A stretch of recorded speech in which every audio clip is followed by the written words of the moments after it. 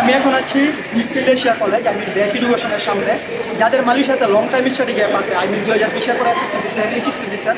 আপনারা সবাই জানেন যে মালয়েশিয়ার ইমিগ্রেশন থেকে কিন্তু লং গ্যাপের কারণে এখন ফাইলগুলো অ্যাপ্রুভ করতেছে না, ফাইলগুলো আটকে রাখছে, তো ফাইলগুলো রিজেক্ট করে দিতেছে, রিজেক্ট করে দিবে।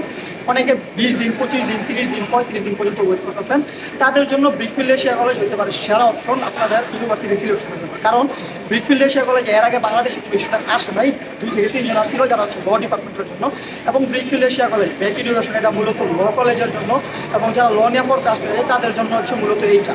বাট এটার সংখ্যা খুবই সীমিত, বাংলাদেশি স্টুডেন্টের সংখ্যা এই ব্রিকফিল্ড এশিয়া কলেজে। কারণ ল নিয়ে মালয়েশিয়াতে খুব কম মানুষই পড়তে আসে। সো ল নিয়ে আমি আরেকটা ভিডিও বানাবো।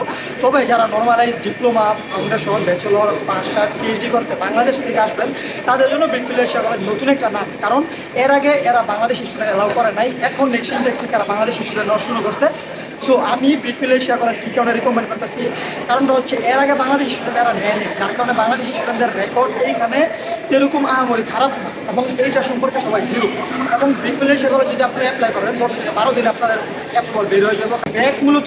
ব্যাক হচ্ছে মূলত একটা এডুকেশনাল গ্রুপ, যেটা ইউকে থেকে পরিচালনা হয় এবং মালয়েশিয়াতে চাইনিজদের দ্বারা পরিচালনা হয়।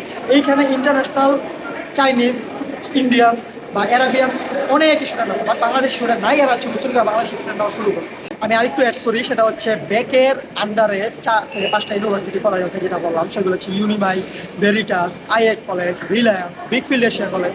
সো এই সবগুলো হচ্ছে একই সাথে, বাট এক একটা ডিপার্টমেন্টের জন্য এবং এক একটা কলেজ বা ইউনিভার্সিটি এক একটা বিল্ডিং নেওয়া।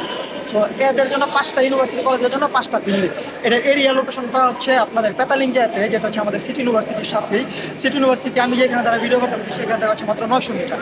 সো এরিয়া লোকেশন নিয়ে কারো কোনো ঝামেলা নেই। এবং ব্যাক নিয়ে যারা নতুন করে শুনতেছেন তাদেরকে আমি বলবো আপনারা জাস্ট গুগল করেন। গুগল করলে বুঝতে পারবেন যে এটার র্যাঙ্ক অথবা এইটার পড়াশোনার মান বা এইটার সব কিছু কীরকম।